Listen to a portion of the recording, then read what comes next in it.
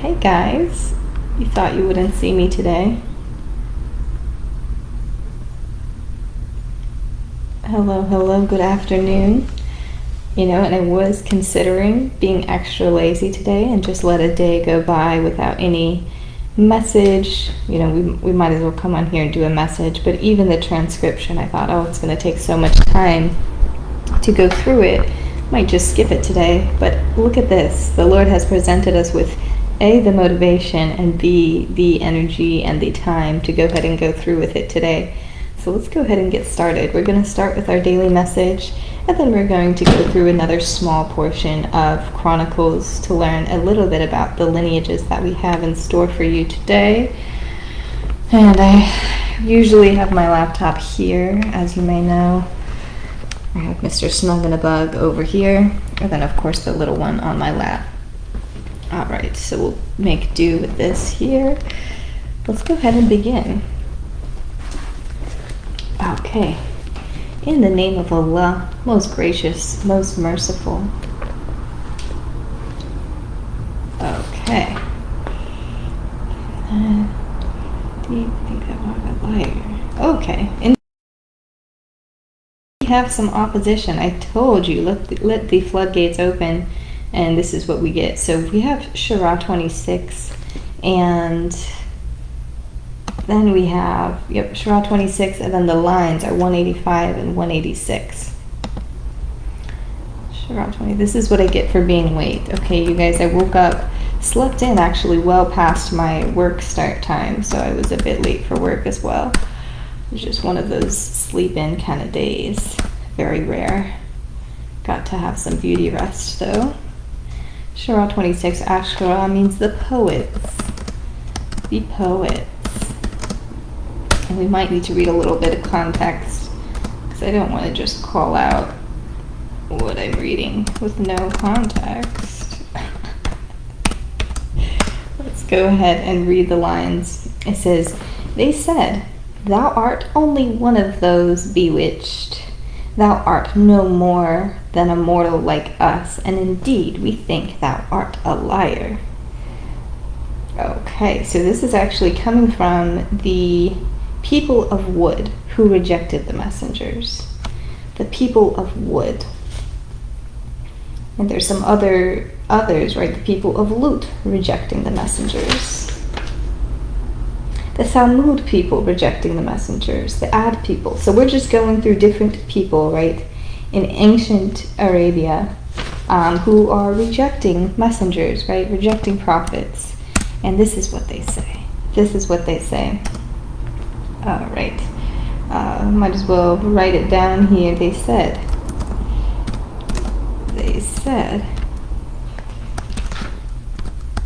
"Thou art only one of those bewitched.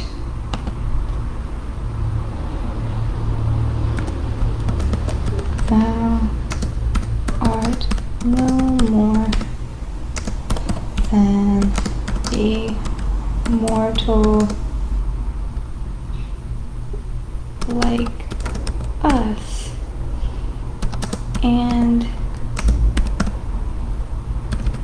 indeed we think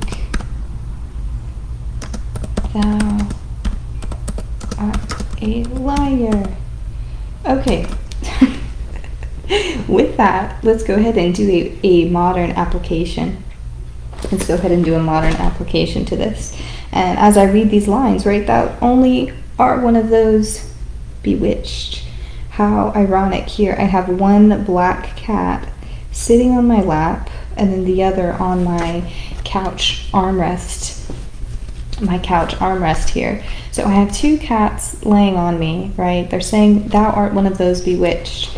How befitting of them to go ahead and tell me that. I mean, I do have these cats with me every day, and they're coming at me with this. How fitting. I told you recently, I took the babies to the vet I took mommy to the vet because she had to get her surgery, and then the babies needed to get their shots. I tried to take them in the car, in the Uber. All right, we're Ubering, dropping them off in the morning. And I didn't realize that now there's a separate Uber for pets, if you have pets in the car. I didn't know this. This is a new feature, okay? So I just called a regular Lyft. Lyft actually doesn't have the feature, that's why. But anyways, I called a regular Lyft, and she let me know, oh, there is a separate Uber now for pets. It's like a few dollars extra, what have you.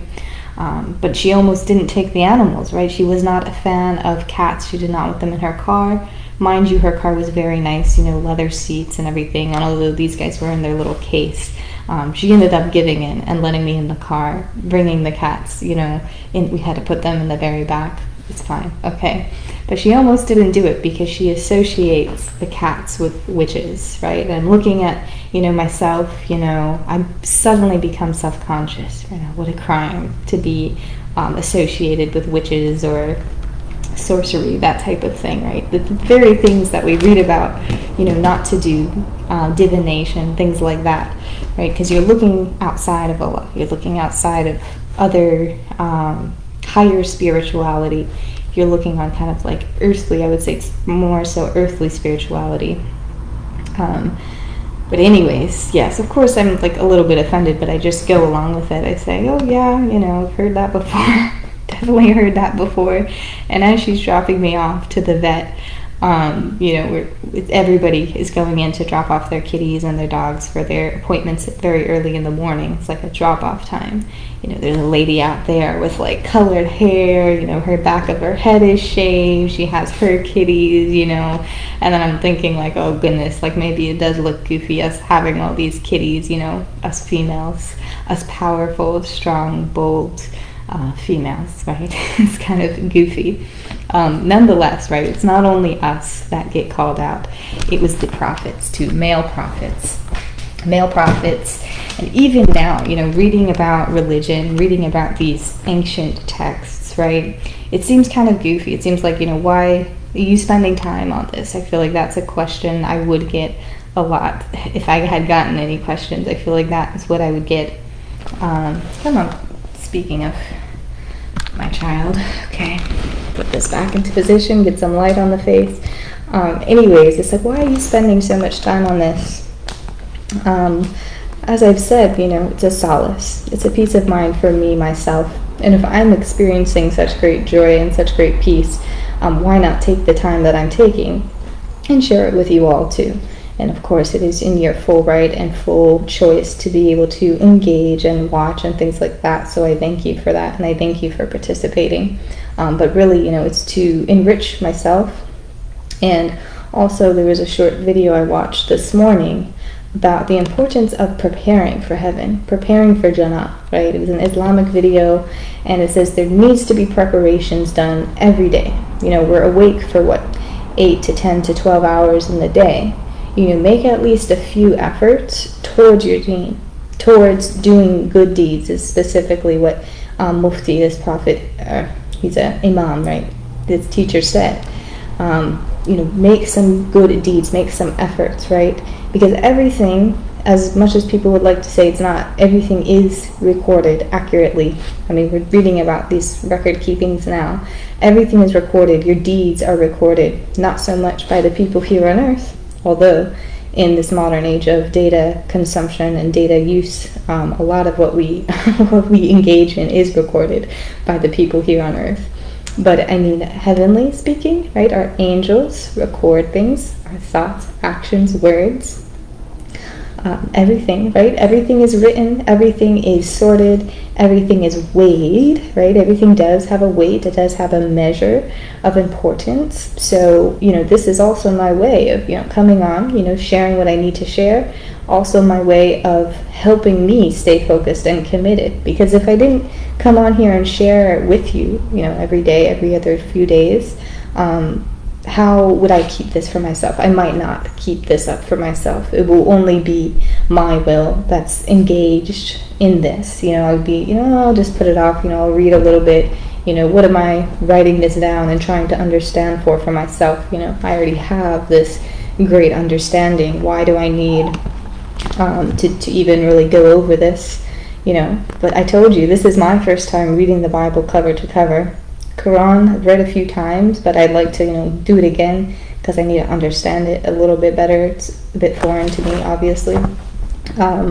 But again, if I didn't have this push, this outlet, why, how much would I prioritize this if I didn't have the option to go ahead and share and have this sense of accountability for myself, even for others too. If you guys are interested, you're interested. If you're not, you're not.